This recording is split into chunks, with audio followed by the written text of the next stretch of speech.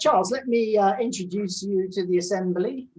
We have people from Brazil, and we have them from Russia, and we have them from the UK, and obviously from the US. I think that's the crowd today.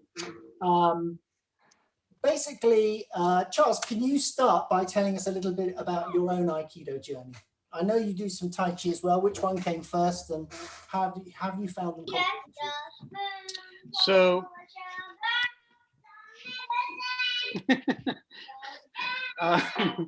she's found her stage. So you are, if I heard you correctly, you asked about my Aikido journey? Yes. Okay. First of all, hello everybody. It's nice to be here with you, and I will do my best to wrangle the cats into some semblance so that we can have some concentrated conversation. So in terms of Aikido, I think the very first time that I ever observed Aikido, I was on an island off the coast of Maine. I was a teenager, and somebody came out to this island. We were living out there. It's a place with no electricity and no running water. The tide is your clock. And so it's very close to the bones of the earth and the pulse of the sea. And there was a gentleman who came out to visit, and he was crouched down on one side of the garden, just sitting there listening. He was a friend of a dear friend. And he, in an instant, sprung into a forward roll and then stopped and sort of perched completely still. And something in my brain went, what was that? So a conversation ensued in which I heard about Aikido's existence.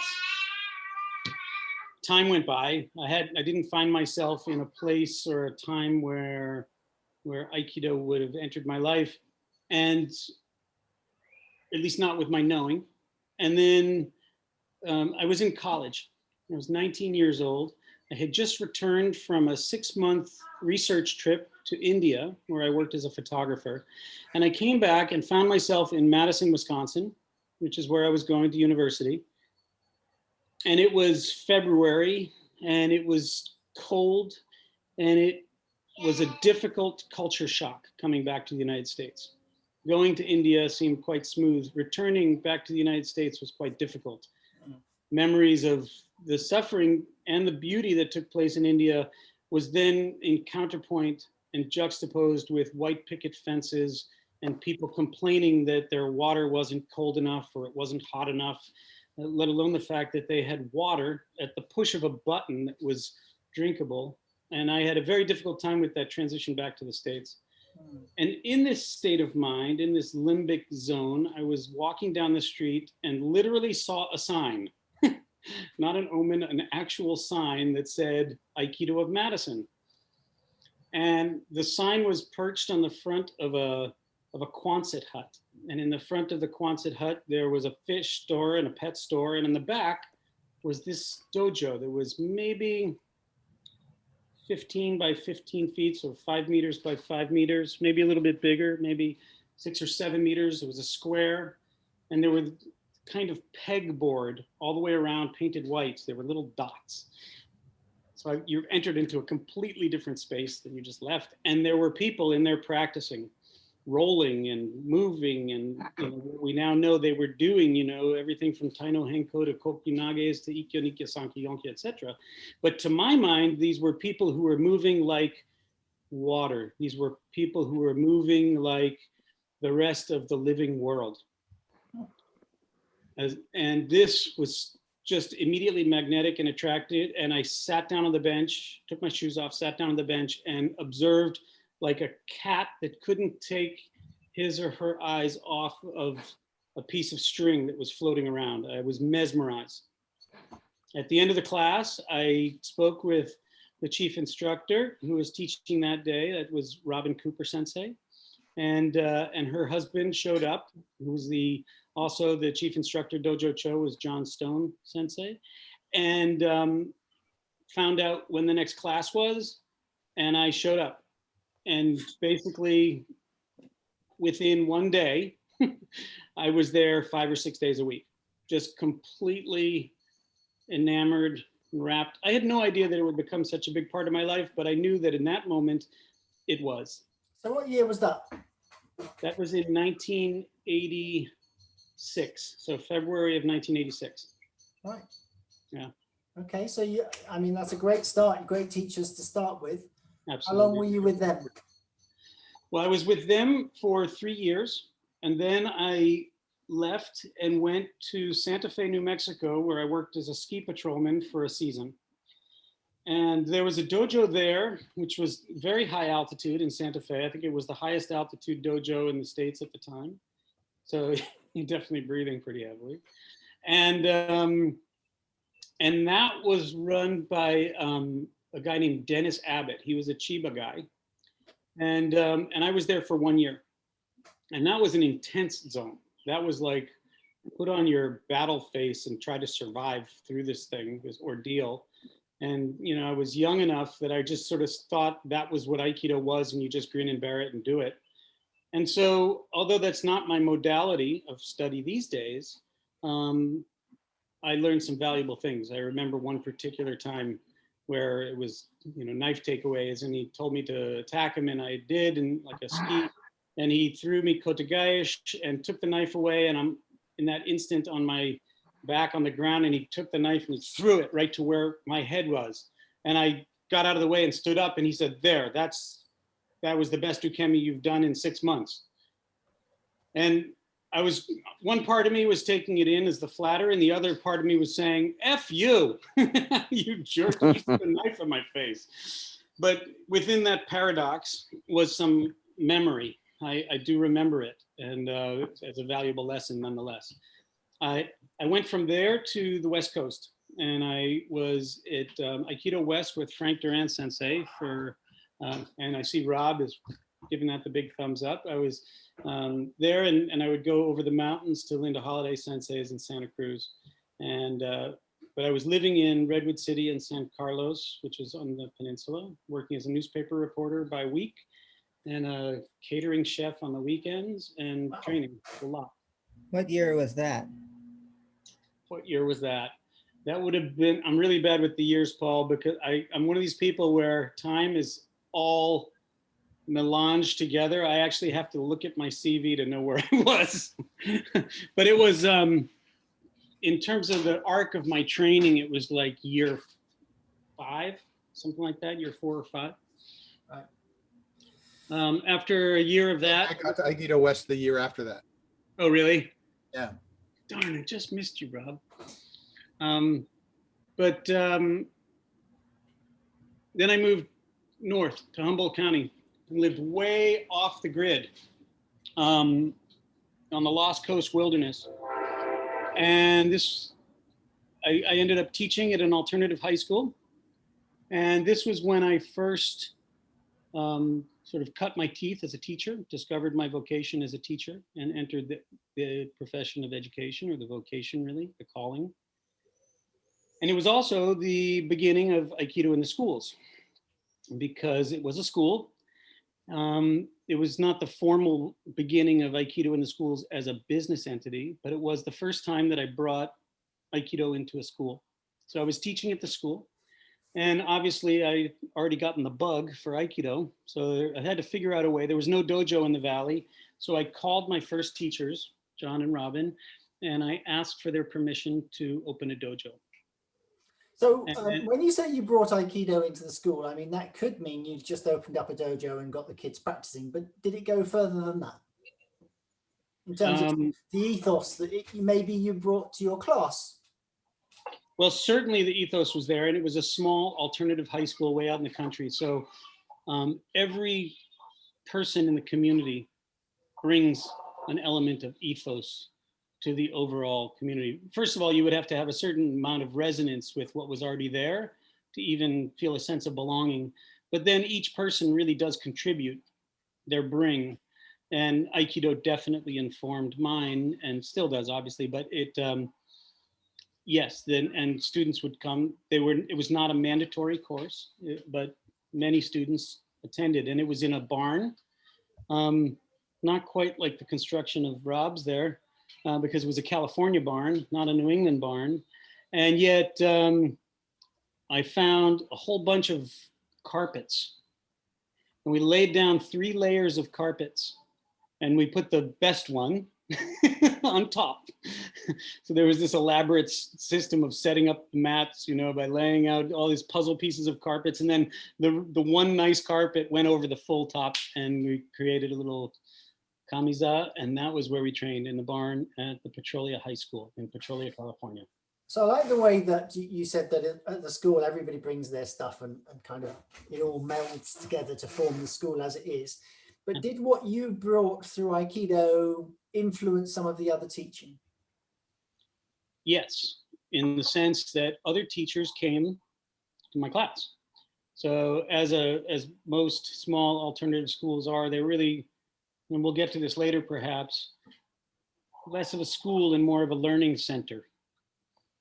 In the sense that, yes, it's a school and there are classes, but everybody learns, everybody grows, everybody evolves through the process of being involved in the community, whether you come in, if you're a parent, drop off a kid, or a parent who stops and teaches a class, maybe a parent who gets involved and takes Aikido, or any number of interconnections that you could have with that community, everybody grows. And so school, not thinking like classrooms, curricula, benchmarks, timelines, and learning outcomes, but an environment in which growth and evolution happens. And so, yes, it definitely informed parents who came and teachers who attended the classes, and then other community members showed up. In fact, 2 from Japan who had left Japan, moved to the mountains of Humboldt County, and thought that they would never practice Aikido again. And they showed up one day where I was living. And it was like a Saturday morning, and like, asked me, excuse me, are you Charles Colten? And I hear you're teaching Aikido. And I said, yes. And the woman said, can I ask one favor? I said, yeah, sure, anything at all. And she said, can you please make Ikkyo with me? So she, Shomanuchi, and they're in the middle of a horse pasture. I did my best to give an Ikkyo feeling to her, and I swear, like, her whole body wiggled like she was wagging her tail. And they came to classes, and after I left the valley, they opened a dojo and continued that lineage of Aikido in that little remote valley. Subsequently, when they handed it off, they gave it to their senior students, who are still there. And that dojo still exists in this tiny little mountain valley that was started at the Petrolia High School and handed off to the Honeydew Dojo, and now handed off to the Mattole Valley Aikido Club. Fantastic. And so we're now, what are we, something 20 plus years later, 25 years later, that dojo still exists with maybe 6 people in it, you know. Fantastic. So, I mean, Aikido in the schools obviously has been a major part of your life now. Yeah. Why is it important to bring Aikido into the schools? What do you think it gives kids? Well, I'm probably preaching to the choir here, because I'm seeing that everybody here, I'm assuming, is Aikidoka. There are a lot of people who see the recording, so we don't know what choir we're singing to. Well, one fascinating thing about Aikido, and I believe O-sensei wrote about this, I can't remember if I'm paraphrasing correctly, but it completes that which is lacking. I think there's something out of O-sensei's The Art of Peace that talks about how Aikido completes that which is lacking. And by lacking, I don't mean broken or wrong or anything like that, but I'll give you an example. If a young teenager shows up in my Aikido in the Schools dojo, and they're full of like bravado, ego, and tough exterior, they tend to soften and start to discover that receptivity and quiet may have a strength. Conversely, if they show up and they're kind of hollowed out and feeling like they're weak, or they're expecting to be victimized or bullied by an experience, they tend to come forward a little bit more and open. So if a student comes one direction, they may find what complements their emotional development, social development, intellectual development gets sharper, and their physical development improves. Okay, so that's All of which is to say, sorry, Quentin, but all of which is to say that it helps to literally and figuratively round out an education okay. that So otherwise might not provide it. I love your answer, but for those who would just see Aikido as a bunch of techniques, you've talked about intellectual development, emotional development. I think there was a third one, was it spiritual development?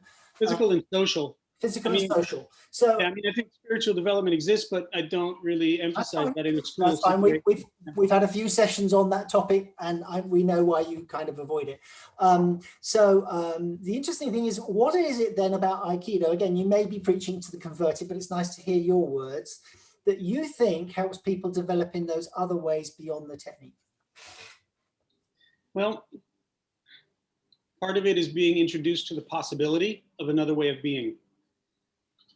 Another thing is actually having the opportunity to practice this other way of being so that one's entire neural network is educated in an alternative way of being from perhaps what they might have seen or experienced from various role models or the larger cultural mythologies in which we grow. Again, another example, one exercise we do is called the scoochy scooch. So if you imagine, yes, because you scoot your feet, but one person has their palm up. The other person puts their palm on top of it, and you imagine that there's Velcro. And you wrap it up with duct tape and get it stuck together, and it's a follow the leader game where the person with their hand on top leads and the person with their hand on the bottom follows. So what we notice is that the body never lies. So one person may have great difficulty making contact. They're kind of intimidated by the idea of even making contact. Another person may make contact just fine, but they have a hard time staying in contact. And lastly, a person may be able to make contact and stay in contact, but it feels so good they cling to it and can't let go of it. And in the process of doing this, not only can we as an instructor diagnose what is going on with this person's sort of social proclivity, but through the process of practicing it, they get better at being able to initiate and connect, stay connected, and then at an appropriate time, finish the contact. And this obviously has implications for verbal interactions because we speak, carry on a conversation. At some point we say, thank you very much, goodbye. So here's my next question then. So I do that exercise, by the way, so I know how well that works. Do you actually say to them, and when you're practicing this exercise, it will help you because you're either undercooking it or you're overcooking it or whatever. So do you actually make the link to how this will help them in other aspects of their life? Well, what I can say is I try to draw out the link without hammering it down their throats. As you all know, teaching and learning is a delicate dance because I want to teach, but I really want them to discover. So how explicit or how implicit, how structured and how hands-off really depends upon the collection of individuals who are there, their physical and their emotional and their psychological makeup in that moment. And it's constantly changing. So whether or not I would explicitly state it really depends on the context. And that context is constructed by the people who are in the room. And also the student, presumably. So some students can need a bit more leading and others not so much. Precisely my point, that they are the context. And what the situation is calling for presents itself. And if I am receptive enough as a person and as a teacher, then I'll have a sense of when to explicitly enter and give that kind of feedback and when to just sit back and allow them to discover it on their own. Yeah. So you started Aikido in a school, but at some point it became Aikido in the schools. Tell us about that journey. So my personal journey took me much farther afield from that. I was there in that community for about 4 or 5 years.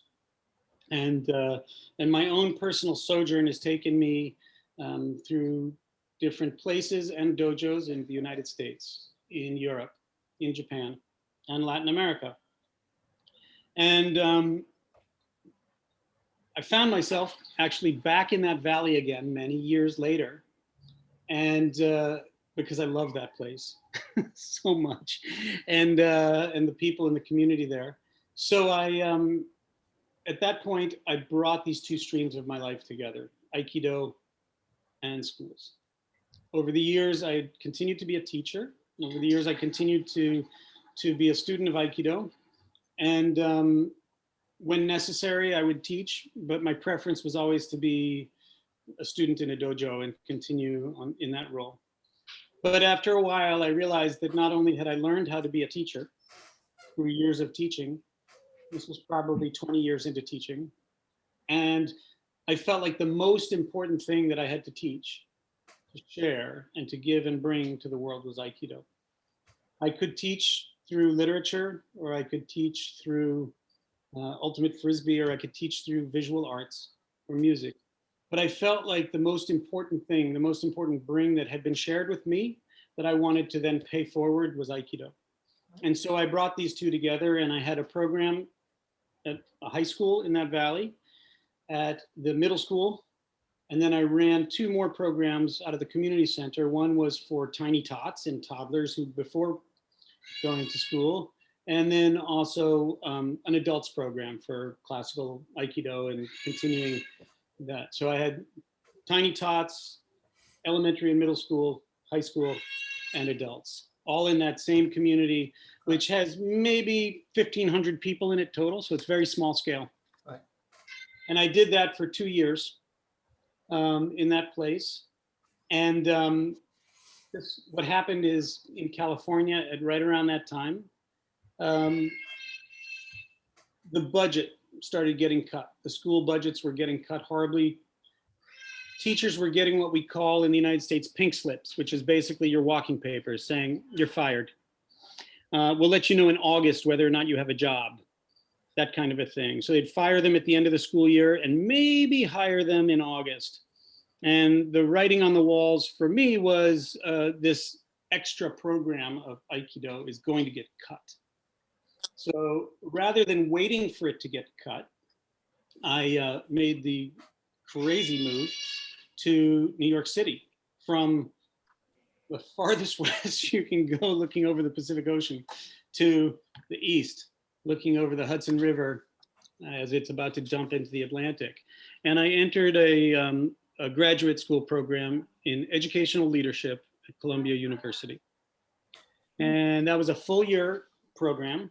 So it was like 6 graduate level classes per semester for 2 semesters. So a 1-year intensive program, a master's degree. And I brought Aikido in the schools as a part-time thing. So I was a full-time student and a part-time Aikido in the schools instructor, teaching at 2 different schools at the time. So how did you, so this is an interesting point. I mean, wherever you've been, you don't seem to have had too much difficulty in actually opening up at least a school or 2, which many would find daunting to do. So what was it, how was it that you managed to find your people being receptive to what you were offering? What was the message you gave them? You know, I mean, to the first point, I have no idea how or why these things happen. It's kind of a mystery. I mean, it definitely involves persistence. I cold called a lot of administrators. I spoke with people about this vision, about what I was trying to do. And sometimes they would say, oh, you should really talk to so-and-so. And then I would go talk to so-and-so. I'd follow up. And maybe it would be a dead end, or maybe they'd say, you know what, you should really go speak with blah, blah, blah, blah, blah. And I would just continue following that thread for as long as possible, until things eventually I would be communicating with a progressively minded administrator or some other person who had the power to say, yes, let's try a pilot project. And this is where we get to your second part of your question, because I find that some of the language that was most well received was to tell people, look, you can just try it. You're not committed, you're not hiring me for 5 years, you don't have to give me health benefits today. let's try it and see how it works. We'll try a pilot project with some of your students. And that was something that a lot of them were interested in doing, because their commitment was low at that point, and the potential was high for some sort of a positive outcome for their students. And to that point, I mean, you asked, what did I tell them? I told them very similarly, very similar things to what I was saying earlier, that it helps people to develop social and emotional intelligence, communicative competence, self-regulation, mental discipline and focus, and to do it all in a physical way. So they are educating their body, mind, and emotional intelligence all at the same time. And usually a principal will go, that sounds good. How much does it cost? And that's what I wanted them to ask. I wanted them to get to the point where they were invested enough to say, well, what do you want from me to make it happen? And in some cases, they had nothing to offer and we still might do it. In other cases, they said, let's do this thing. Let's buy the mats. Let's get some keikogis. And there was the full range of responses from those different administrators. But the message was always, you can help these kids by helping them integrate body, mind, spirit. Not always in those words. Yeah. Because you have to kind of speak the pedagogy speak. Yeah.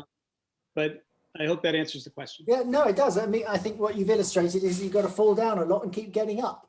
That's right. What Aikido teaches us, right? Okay, so you're going through this graduate school. You've managed to open up 1 or 2 schools. What happens then? What happened then was the graduate program ended and the phone kept ringing. For some reason, more schools wanted Aikido. Word of mouth had traveled, and the programs started to extend beyond Aikido and beyond just schools. So I started incorporating Tai Chi for the middle schoolers. Physical contact was a little bit daunting for the 7th graders. They loved it. They almost loved it too much. It would make them so giddy they couldn't concentrate. So I started to begin with my programs for the first semester. That's about 4 months or so out of the 4.5 months out of a 10-month program. From September through Christmas, I would start with Tai Chi. Okay, just back up a second and say, when did Tai Chi come into your practice? Oh, it actually, it came into my practice way back then on the West Coast. Right. I'd always thought, I'd seen people practicing Tai Chi in the park before, and I thought, oh, that looks beautiful. I'll do that when I'm old. All the old Chinese people in the park practicing Tai Chi and Qigong, and I thought, oh, I'll do that when I'm old. And then I had an opportunity because there was somebody who was, living in that same little valley who was practicing, and I asked, can you teach me some? And he said, sure. And once I started, I was like, oh, this well runs deep. I should have started this sooner, So I think I've been practicing Tai Chi and Qigong for about over 20 years now, 23 years or so, and Aikido more than 30. So Aikido came first, but then when I discovered Tai Chi, it definitely became a sister practice. So although of course they're not exactly the same, they're very much underneath them, they share an awful lot. And I would imagine it, on both sides of the coin, it deepened your practice. Definitely. I mean, they're both involved in the study and practice of the movement of Qi or Ki. And with Aikido, it's more explicitly the idea that we're trying to harmonize these energies, but it's clearly incorporated into Tai Chi and Qigong as well. But instead of necessarily harmonizing with another human, as you might in Tai Chi push hands or in Aikido practice, you're harmonizing with earth and sky and trees and birds and everything. So it's, it's same principles, perhaps. Now that's something I've already noticed. You were singing that tune right from the beginning. It keeps coming up as a theme that you're very, very connected to your environment and the surroundings and appreciation of nature, etc., etc. Absolutely, some of my best teachers, no doubt. And it's even ridiculous to even speak of it that way in some ways, because it's just one big thing. And we're all part of it. So yes, that is a theme of my worldview and the ethos with which I try to live my life. Yeah. Do you want to give us an example of maybe when you were sitting by some water or watching the wind go through the trees or whatever it was that you thought, hey, wow, that's important and it taught you something? The one that comes to mind now, there are many, but the one that comes to mind, especially as it relates to Aikido, is perhaps the best tenkan, the best Tai no Henko that I ever feel that I've been able to participate in. And I was in a river up to my neck with my knees slightly bent. And I was facing upriver. And I just started playing with as the current was coming toward me, I would turn my body and my shoulders to one side and feel the turbulence patterns and then face off again. Sorry, this thing just popped out. And I would turn to one side or another and feel whether or not I was receiving the power directly into my chest or turn slightly into a hanmi and feel what it did on the omote side and the ura side. And then I would come back and do the other. And then I thought, oh, I'm just going to lift my hands up here in front and settle into that and feel what the river did. And at a certain point, I found my axis and the shape, and I just turned completely around and I went from facing upriver to facing downriver, basically doing a tenkan, but the river was the uke. And I didn't add anything to it. It just happened. You know, I was there, and that is one example of how this both connectivity with the rest of the animate and living world, as well as an Aiki form of sorts, practice, interacted to deliver a very important lesson. I'm not sure that I can articulate it. It was somewhat ineffable. No, not at all. I think you've articulated it really, really well. You probably felt a similar thing, so I probably don't even have to explain more. No, I think you did a great job. Okay, so the phone keeps ringing. You're getting people from all over the place asking you to come in and do stuff. I'm sorry, I just popped over and looked at the chat for a second and my attention waned. Can you repeat the question, please? So I was just bringing you back to where you were. You finished the graduation program. People keep ringing you. The phone's going. You're in demand. What happens next? And I guess the part I haven't fleshed out was how it became. I told you how it became more than Aikido, because it became, you know, Tai Chi and Qigong came into it, and other things as well. Positive psychology and neuroscience, what have you, started to inform the teachings. But then it became more than just schools. I ended up working with judges, like New York City judges, and using Aiki principles and practices to teach them conflict resolution strategies for dealing with managing conflict in a way that's non-combative, right? But also not victimizing oneself in the position. So that became part of the New York City administrative law judge trainings. And that has Who are these judges having conflict with? Because I imagine them being in control of the court. You know, it's hard to think who they're fighting with, but you're obviously going to tell us. Well, probably the biggest thing they fought with was technology. So when one broadens the idea of conflict to include conflict within oneself, conflict with the rest of the environment or with your coworkers, your managers, your boss, your caseload, the feeling that things are going too fast and you're being stressed out by the demands made upon you. And then lawyers are in the room and they're in conflict with one another and you're supposed to be a neutral. And the way that one guy talked about it when he would frame and introduce me, frame the session we were about to do, he said, you know, we're in the conflict business. He was a judge. He said, we're in the conflict business. We invite it into the room. So not being afraid of it and learning how to engage in that environment in a way that is healthy so that everybody knows that they're heard. So everybody's voice is actually heard. Everyone actually gets their day in court. How is it that we as judges can hold the space and interact with others so that we ensure that this process runs smoothly?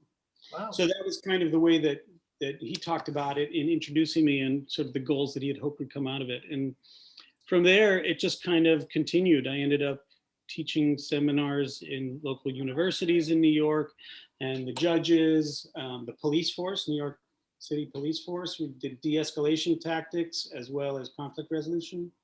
It continued in schools and in various businesses that wanted to sort of reduce the amount of unnecessary conflict in the workplace. Okay, so did there come a point where you couldn't meet the demand and that you had to kind of bring in other people that you knew and spreading this fantastic work that you're doing?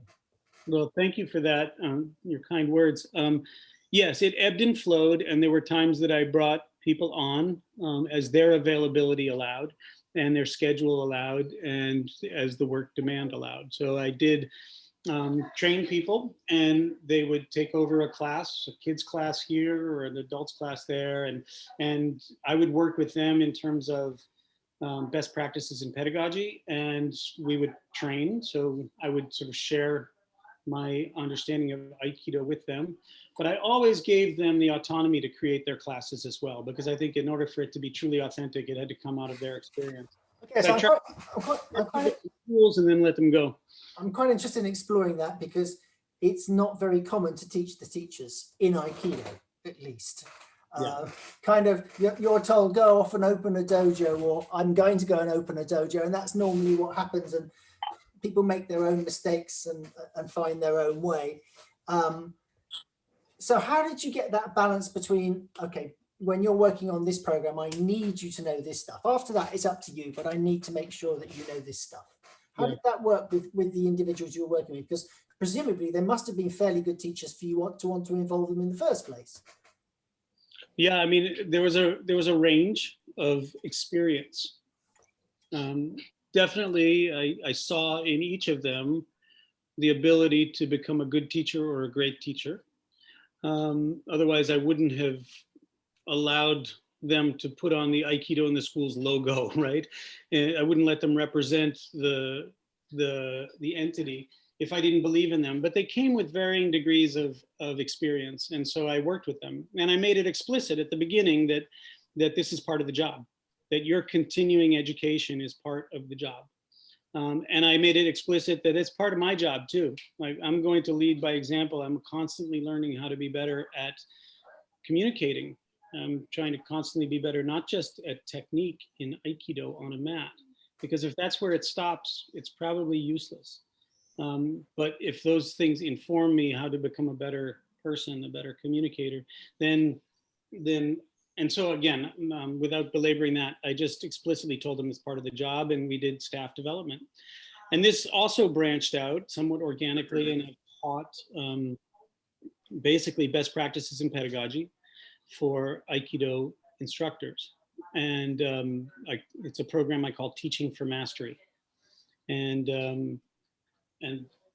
it draws upon principles from neuroscience. It draws upon positive psychology, draws upon best practices in pedagogy, multiple intelligences, experiential education, outdoor education, Aikido, Tai Chi, Qigong, and brings it together into this, what I hope is as comprehensive a package for helping teachers to better communicate whatever it is they're trying to teach. And then how do you motivate? How do you help people encode memory in a way that they can then retrieve those memories? What does the neuroscience teach us about learning? And how can we use everything from the differentiation of audio, visual, tactile, experiential, linguistic, musical, rhythmic possibilities to help either initiate concentrated focus, carry it through, and then drop it down in such a way that it's remembered and builds community and team spirit at the same time. So there are many things, many more than I know, that have been learned and discovered in the last 60 years about this. Sure. And then probably the last 6,000 years as well. Like, how does one do this and do it well? And so I have taught those courses in Teaching for Mastery in Europe and the United States. And I've done some recordings that will become a podcast to that effect. And I've tried my hand with video, but I'm not yet comfortable with the results to share it. Maybe someday. Well, perhaps it needs to be done in this type of format, somebody asking you the right questions and allowing you to respond, because you're doing a pretty good job here, I think. So what I really like about this is, or one of the many things I like about this, is the fact that it's so evident that your Aikido journey has been informed by looking at so many other things and pulling them into the Aikido and expanding what you otherwise could possibly have done. And I have to say, I think, you know, Aikido isn't like set in a tomb or whatever. It's not a statue. It should be a growing living art where people are bringing new stuff to it.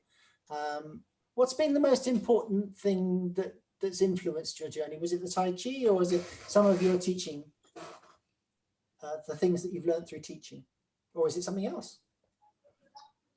That's really difficult to say. I have to say, Quentin, that I'm pretty bad at those questions that say, you know, what's your favorite flavor of ice cream? Or what's the most important thing that ever influenced you in your Aikido life? I have a hard time placing it on a hierarchy. That's fine. Yeah, I'm lousy at those questions. I like a lot of different ice cream. Well, do you want to list the ice creams that you've tasted then? What are my favorite? I don't know. Layla seems to think, my daughter Layla. What's my favorite, honey?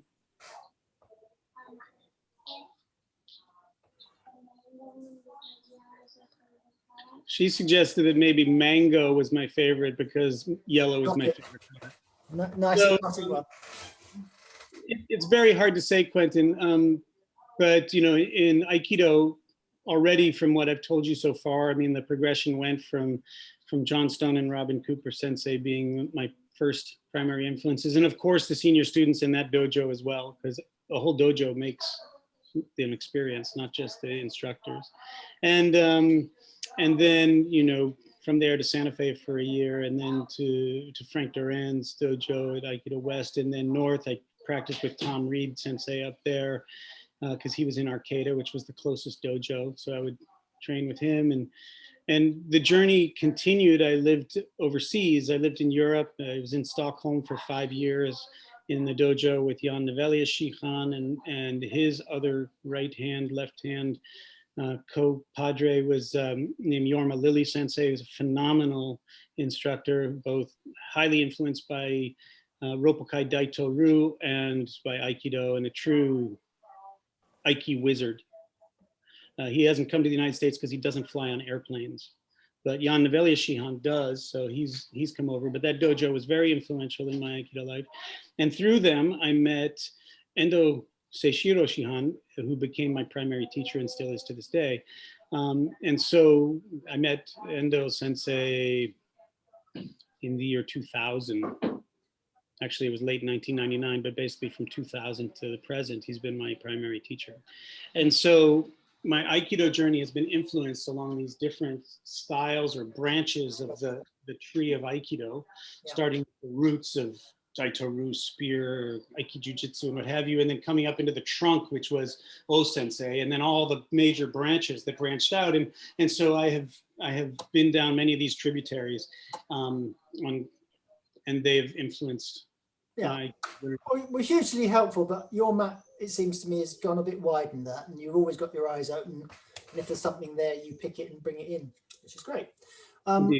Okay, so where are you on the journey now with Aikido in the schools and Circle 1, 2, 3? I mean, is it just full on, or where's it at? Well, obviously, we've all experienced an ecological disturbance, an upheaval in the field, right? When it became clear that we were going into COVID lockdown, I was actually hosting Jan Nevelia Shihan here in the States when it all hit. And we canceled the rest of his tour and sent him back to Sweden. And I canceled all the seminars that I was slated to teach. I closed the dojo and I closed all the school programs. Just felt like, okay, this is real change. Just like you know, Sho Minucci's coming. You can either stand there and let it hit you, or you can get off the line and try to redirect. And that's what I did. I changed and I closed down all those programs. I didn't want to put students or teachers in the path of harm.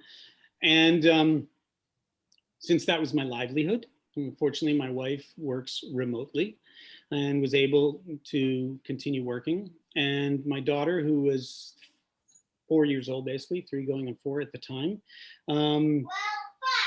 You're 5 now, but she was 3 going on 4 at the time.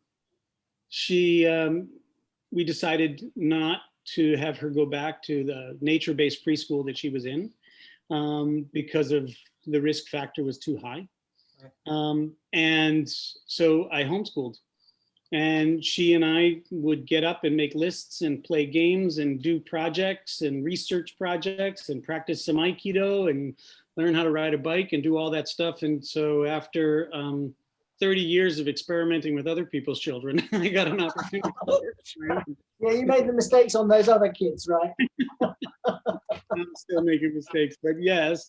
And so for the last year, that's what I've been doing. I've done a little bit of remote teaching. Some of my students from before continue to work with me online. And I've even gotten some new students, which was completely baffling and surprising, but I think we've been able to learn some stuff. And so as we're now in this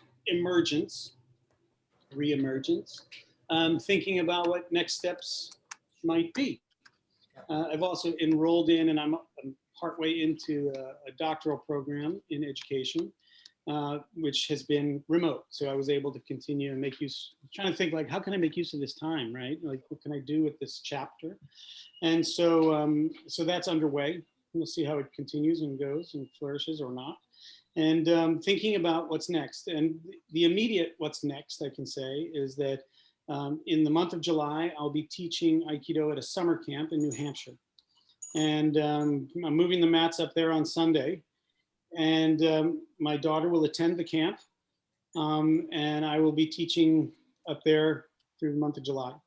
And then the mats will be staged up there. and it's in a school that is working as a summer camp. And I have been consulting with this school and working together with the head of school there.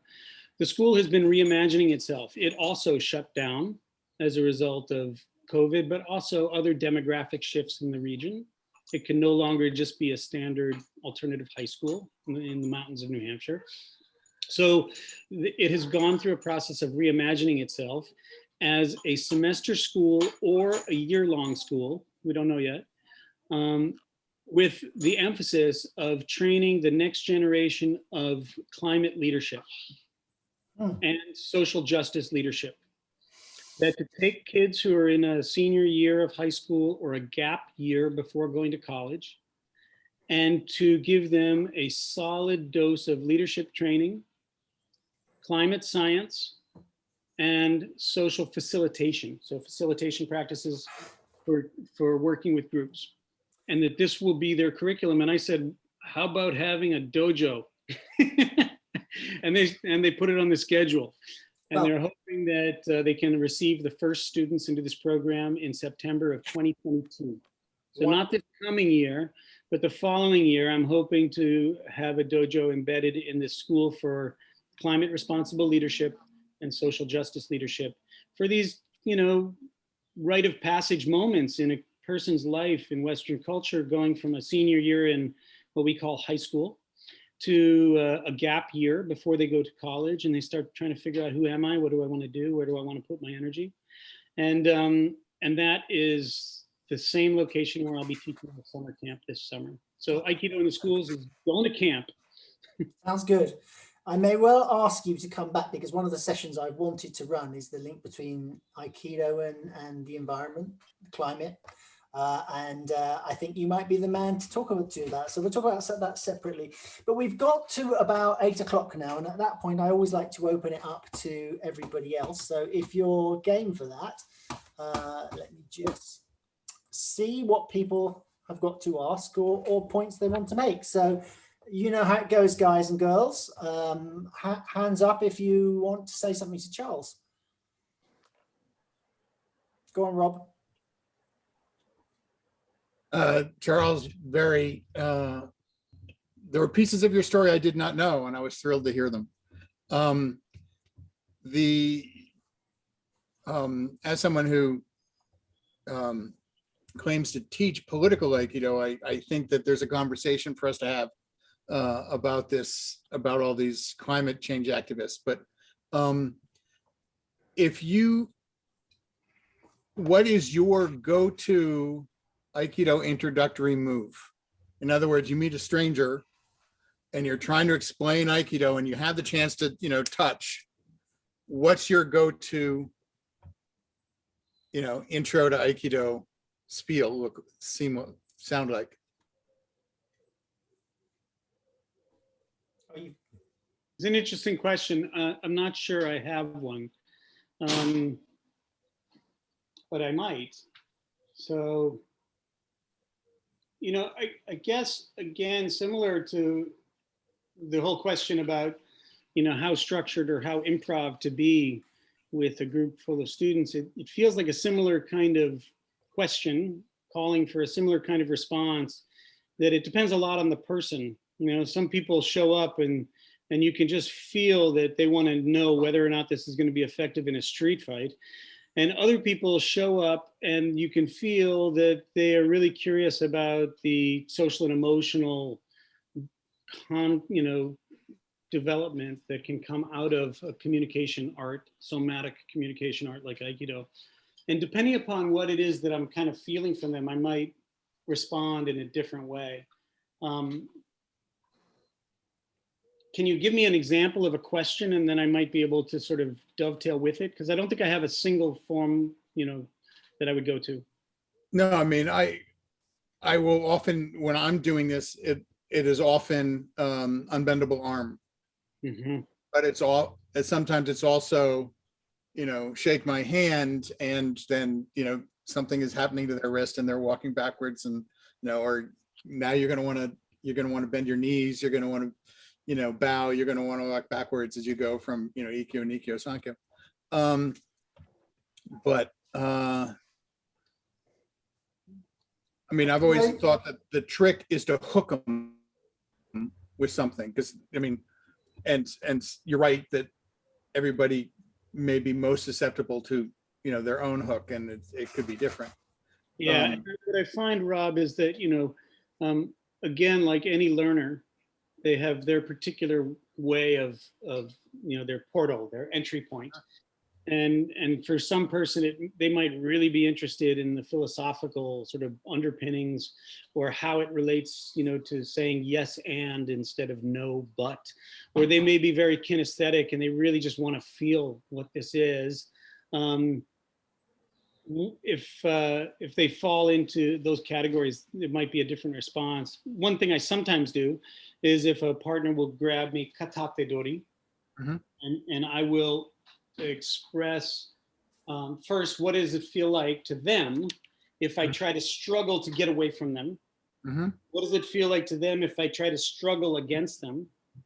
And I'll say, look, if I'm just trying to touch my own forehead like this, if I think I have to fight against you and get away from you first and then touch my forehead, then it feels like this. And they can feel how difficult it is for both of us.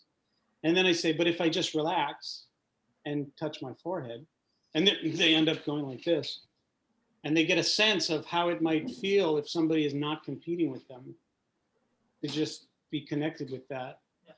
And then we can flesh it out some more. So that's one way, especially for somebody who needs to feel it. So a kinesthetic learner who really needs to feel it, it might just be katate dori. That's fine. Right, no musubi. Vitaly, I saw your hand go up. Yeah, I just wanted to say that, first of all, I wanted to thank you for rich stories and everything you told. But it's really amazing for me because, we're trying approximately in a week, we're going to bring kids with disabilities into dojo to start practicing with them, because working on this program. And it's happened so that today we get this session about that, about kids. And I see you that you really love working with kids. And I also finished Teachers Training University, and I used to work in Texas, a special needs camp with kids. And we're trying to put this program together because, you know, we get a group of adults with disabilities, and we're bringing in kids, and we're gonna unite these groups so we could work together with them. Their parents gonna be around too, and they really want to do. And I just wanted to say thank you for everything you shared with us. And in case I would like to ask you, in case I will need some help with information, because you got such a rich background, including Qigong, psychology, pedagogical, and everything. If you could give some advices if I need some. You got it. I would also echo right back at you, Vitali. First of all, sorry if I mispronounced your name, but I would say absolutely. And thank you for the work you're doing. That sounds fantastic. May I suggest I put you two together after this session? I'll share an email with you, and then it's up to you two to find some time to talk, I think. How about that? Here's my email in the chat, Vitali, right? Oh no, that one just went to Rob. Everyone. Okay. Fantastic. Anybody else got a question or a Finn? You're holding up your drumsticks. Sorry, I've been off camera because I'm frantically trying to learn marimba. I've got to record something this weekend that's been in the loft for 3 years. So I'm trying. So that's I'm not quite sure how to phrase this into an articulate question, but I just wondered. Thank you again for third, second, third, fourth. Thanks. It's really stimulating and relevant talk, and I'd be interested to know your podcast. Thank you. Please, could you put the link to that in the chat as well, if it's current or forthcoming? It's forthcoming. I've done several episodes, and I want to wait until I have at least 10 or 12 before I drop the first one, so that I can stay ahead of it. You know, that is to say that I can drop them periodically, and while if something comes up in life, I don't miss a week. You know, that kind of a thing. So it's coming. Charles, do you want to keep me in the loop, and then I can drop it into the messenger group as and when you're ready to release, and then people will know it's there? Yeah, happy to do that. Thanks. Sure. Okay. Hugh. Sorry, my question was, sorry, it's not a question, but more pondering, just if I could jinx this and like, I just wondered how, if you'd come up with a holistic philosophy of education and Aikido, in the sense that is it possible to teach, or is it necessary to learn, or is it a yin and yang thing that the teacher must match to the learner and must be a reciprocal process, or yeah, why can't I still play marimba after all these years? But something to do with motivation and whether Aikido has shaped your sort of philosophy of education and that. And sorry, yeah, next question. Thank you, Finn. I would definitely say it has influenced my philosophy of education, without a doubt, and it's influenced my philosophy about just about everything. But certainly because I spend so much time thinking about teaching and learning and growth and evolution, it has definitely influenced my thinking about this process, for sure. And you use the word, you know, reciprocal. It feels to me like one of the ways is that it highlights the reciprocity inherent in our communication, that speaker and listener are both engaged and both ideally transformed in the same way that uke and tori, or uke and nage, are both engaged and growing through the process of interacting. It's not one doing to the other, or one taking from or even giving to the other. It's both giving to the interaction, and something else evolves and emerges. And so it definitely influences my teaching practice, for sure. Wonderful. Hugh, you're next, and then Liz. A couple of quick ones. One is, thank you very much, wonderful. One is, do you face any time or problem, particularly with young adults and teenagers who are coming to this for the first time, in terms of physical contact? Yeah, sometimes. And if I understand correctly, are you suggesting that, you know, somebody is having difficulty with physical contact? And yes. they may be nervous of physical contact, particularly if they've had no sort of general sporting or team background, and it's a kind of a new thing. Yes, for certain. Either it could be that they didn't think of themselves as particularly physical. Maybe they were shamed when they were younger on a playing field, and they think of themselves, well, that's just not me, and they've structured their identity around not being physical or not being sporty or something like that. Or so how do you break through that fairly quickly in a first Aikido class? Yeah, I mean, I guess I would go on just a little bit further, that could be one of the reasons behind it. It could also be something much more serious. They could have been traumatized in some way from their early childhood, and so they have a understandable fear and resistance about physical contact at that point. And I think it really comes down to, you know, really listening into who they are and what their issue is, and how fast or how slow or how surface or superficial the contact can be, or how deep it can be. And I think this is just as true with adults as it is with children.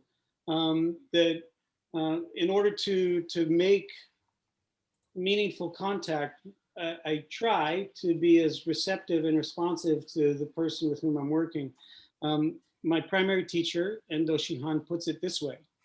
He says, if it's on a scale of 1 to 10, and the person arrives with 1, then you meet them with 9 to complete the 10.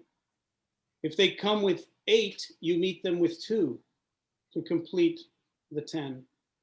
So if this person is coming with, that's how they want to contact, it doesn't take very much. You don't have to add much to that. There's already so much energy in the system. But if you have a student or a child who's completely shut down and very difficult to reach, I may have to go to them more to make the contact, but the contact itself is still very gentle in both cases. The space between is not filled up. The space between is still modulated to try and make a vibrant interface between the two. But with the one who's holding way back, I may have to go the extra distance to make contact. And with the one who's That's a very nice answer. Yeah, super. Just gently. Now, this holds true for somebody who's feeling emotionally very out there versus emotionally back. Physically out there or physically back. And so it becomes, I'm sorry I can't give a more concrete example, other than I think it has a lot to do with deep listening and receptivity, and then responding to what they're showing up with. Thank you. No, it's a very rich answer. The second quick question I wanted to ask was, do you use Randori a lot in your classes? I love Randori. And, you know, once people have enough footwork in their body, once they have enough of an ability to step off a line, I find that there's a lot of joy that comes out of Randori, and it can be modulated. You know, you can use, with little kids, you can use noodles, you know, those little foam noodles, or then you can, you know, graduate up to different kinds of uke initiation, whether it's with a shinai or with a boken, or with, you know, Paul does these beautiful things with tissue paper to activate people's fight or flight response and see how they can learn to calm it and step off the line or stand there and realize it's not going to hurt them anyway, and all sorts of beautiful things that Paul Linden Sensei does with that.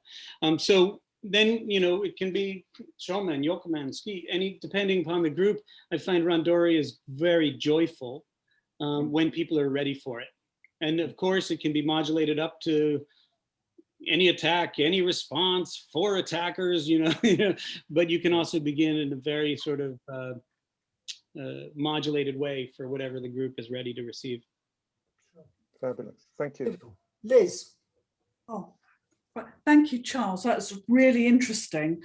Something I wanted to explore with you a little bit further about different approaches to teaching Aikido to children and adults. So I remember seeing one teacher once who was very good at teaching sort of adults and children. And he used to obviously approach sort of adult classes in very much the adult exercises that you do to learn Aikido, all the classic exercises. But if he's running a children's class, he would be mainly doing it through kids' games, tag and other things, and teaching Aikido principles through games that the kids might almost play anyway. And then that would sort of lead into more traditional Aikido. I just wondered if you had any reflections or tips on that. First of all, thank you also for your kind words, and thank you for being here to participate. It's a great question. I think that I do use games sometimes. I do use technique sometimes. And I think what I try to do is to have a clear idea of what I'm hoping to communicate that day. And then maybe I do, maybe I don't, or maybe I approach it in a number of different ways in the hopes that the largest number of people on the tatami that day would have received it by the end of the class. And so I think it comes down to like getting very clear about what it is I'm trying to communicate. One of the lessons that came to me about that came from a horse trainer. This was one of those horse trainers who trains horses to be ridden without bridles, without saddles, without, eventually they get to the point where you can just walk up to the horse, gently touch it, jump up on its back and ride and communicate with leg pressure and where your body weight is as to where the horse should go. And so I was quite intrigued by this level of communication, cross species communication. And when I went to watch this man teach a 2-year-old colt that had never been ridden, it was like watching an Aikido Shihan, like a complete master teacher of teachers. Like he knew exactly what he was doing. He, after watching him, I asked him, what were you doing there? And he explained to me not only his methodology, but he said, this first session was really just designed to get the horse to stop, turn, and look at me and give me its full attention. That was all. The only thing he was trying to do on the first day of class was to establish that whenever he wanted to, with his body, by getting closer to the horse or farther away from the horse, he could increase the pressure or decrease the pressure. And using that, he could teach the horse. He would increase the pressure, the horse would start running around in a circle, and he would increase the pressure. And when the horse stopped, he would back off a little. When the horse would turn and look at him, he would back off even more. And he said he would do that for as long as it took. If it took 20 minutes, okay. If it took 40 minutes, okay. If it took an hour, okay. That's all he was teaching that day. And so in response to your question, I guess what I would say is that I try to have an idea of what I want to communicate that day. And then I'll just keep trying until we get there. And sometimes that'll involve a game. And sometimes that'll involve a technique. Sometimes it'll just involve, something from the warm ups. I want everybody working together. So there's been this phenomenal research around synchronous play. I don't know if you're familiar with this concept, you probably are, but whenever we do something in sync with each other, if we sing, if we clap, if we swing our arms together, if we're doing Irimi Tenkan all together and staying together, something fascinating happens in our neurobiology. And we get literally in sync with each other rhythmically. So I think our marimba player is still here. It's about rhythm. When we do that, the group bonds and we create a better feeling. And the research on this was fascinating. They took preschool children and they put them on a swing set that was engineered. And the swing set was engineered so that students or the kids would be swinging in sync with one another for 3 minutes. And then they would stop the swing set and the kids would get off and they'd give them a task that they had to accomplish together.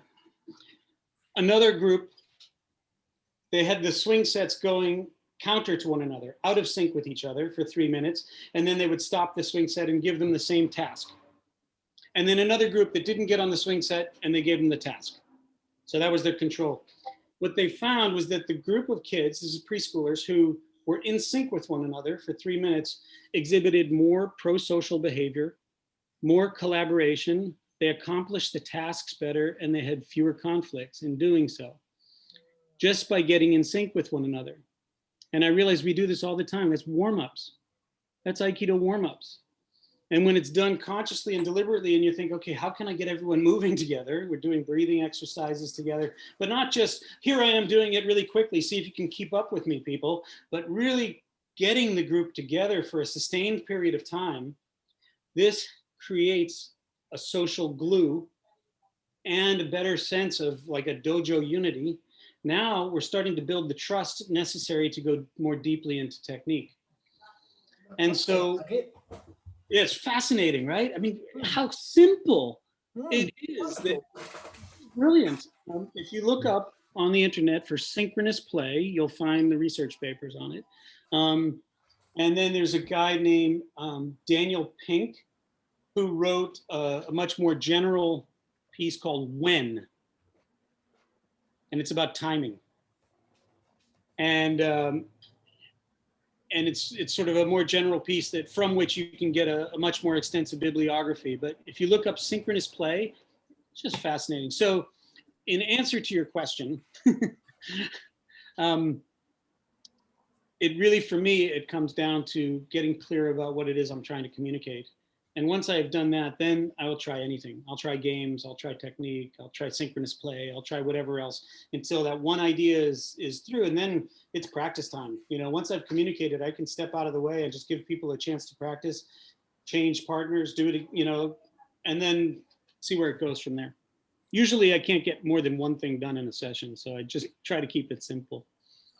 Thank you, that's very helpful. Our final question, like Jamie. Yeah, I'm really glad my question's coming after what you just talked about with the synchronous play. Yeah, and it's always great to connect with you, Charles. It's just like, you know, all these intersections from our Aikido and everything he says and what we're weaving in. So it's awesome.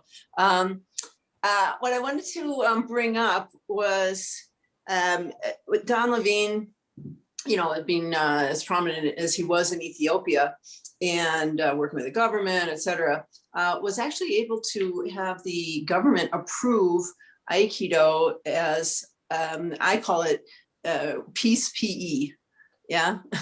So here's physical education, right? But in the schools, and to have it approved in the school ministry. And, you know, there've been so many issues. It didn't really spread the way that we've hoped, but, you know, actually the groundwork is there. I've always thought and talked with a couple of educator friends of mine in the West Bank around, you know, how could we get Aikido kind of into the schools as peace PE? Now, I know that we can call it peace PE because peace is actually a kind of a, you know, no word, unfortunately. Can't even get a peace, Department of Peace here, but, you know, but this sort of PE in the schools, but with a consciousness that, and as you're talking about, you know, the synchronicity, how do we build, and Rob, to your point, sort of market in a sense and say to schools and school authorities, or, you know, around the value of Aikido as a physical education plus, shall we say. So I wonder, you know, any of your thoughts on that or work or that you may have done or you know, sort of visions for the future, because I'm always passionate about this idea. Yeah, well, thanks. As you know, I am too. So I'm asking. And, you know, bringing up, you know, Don Levine and his contribution, not only to the formation of Aikido Extensions, which I was there, you know, in the beginning, like he approached me as we began it. I even wrote the first newsletter, you know, with and for him, and continued to serve on Aikido Extensions for a number of years on the board and in various projects. And also when Don wanted to step away from the Awasa project in Ethiopia, he asked me if I would pick it up, and I did, and served as the external coordinator for Awasa Peace Dojo for a couple of years before handing it off to Lewis Pollock, who's currently the out-of-country coordinator. Yep. And during that time, you know, I had many stories to tell, but the one that relates to this is that during that time, Lewis Pollock asked me if I would help him to write a curriculum for the Awasa Peace Dojo? And I said, sure. And what we did is we took, imagine a curriculum that has 3 columns down it. Now there's more information on it about staff development and the philosophy behind it, but imagine the actual nuts and bolts curriculum of it. There are 3 columns, and in one column you have physical practices or techniques, everything from Seiza to Shomanuchi Riminage as you move through the ranks from, I think we made either 12th or 10th kyu all the way through to first, or maybe we did 6th at first into Shodan. We stopped at Shodan for that one. But we went through the full curriculum of physical techniques, the canon of Aikido techniques down one column, broken up in terms of its kyu ranks, and each one had a card associated with it. So you'd look at 6th kyu and it would tell you, these are the physical things you need to learn for 6th kyu. But we didn't stop there. A lot of dojos do that. What we then did is we said, okay, the next column is what are the emotional skills that we want you to have in order to also accomplish your 6th kyu level. Mm-hmm.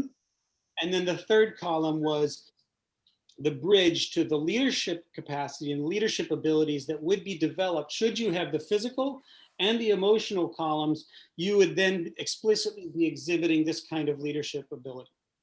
And so what we did is we made very clear pedagogical step-by-step process. And then we sent the whole curriculum and the cards to Awasa. And to the extent that they've used it, it's hard to know. Because as you know, as you've alluded to, this concept of peace in Ethiopia, it's anathema. That is to say, it is considered a bad word by the government. The government considers that if you're working on peace, that you are somehow against the government, and therefore to be eliminated. They have a very horrible track record of eliminating their opposition. And so it was quite remarkable that the Minister of Education approved Aikido. We made certain to not use the word peace. So they approved of Aikido as a certified physical education practice countrywide. And Aikido in Ethiopia has grown. It has, and as the dojo continues, and people graduate from the dojo and move to various university studies in different towns and stuff, they have brought Aikido with them. So it's a beautiful thing as to how that has evolved. I also think that, you bring up Palestine, Israel, and the conflicts there, and whether or not Aikido can play a role in that. I think it can. I know it does, as you know better than I. Well, we started the Middle East Aikido project. We had to take the word peace out of it. It was originally called the Salam Shalom project. We had this peace. We had to get rid of all that. Then we just went Middle East Aikido Peace Project, got rid of the peace. It's just the Middle East Aikido Project. But yeah, we've been going, Don and I, and a few others, we started that back, but it's still definitely going. Yeah. It's kind of like at this stage, I'd like to see how we can become more prevalent in the schools and gain a reputation for Aikido as this sort of self-cultivation and cross cultural relationship cultivation practice through physical education. And starting, of course, with the physical, which everybody needs. Yeah, I think it is a very fruitful and useful pathway in to those very difficult places and there is potential for real transformation. Obviously, it worked for all of us. So I'll chat with you a little more. I didn't know that you had, actually, laid out that curriculum. So yeah, I'll talk with you about it. I was going to say, I sense another session or a further conversation here for sure. We've kind of reached the time where I just want to thank you for a really informative and exciting evening. I've really enjoyed our conversation. Yeah, just thanks, Charles. It's been great, and I will follow up on with you post the session. Okay. So thank you everybody for showing up. I hope you enjoyed it as much as I did, and yeah, see you next week. Thank you everybody, and thank you. Thank you, Charles. Spectacular. Thank you. You're so welcome. Thank you, Quentin. Thank you, everybody. Thank you. Domo. Bye bye. Bye bye. Bye.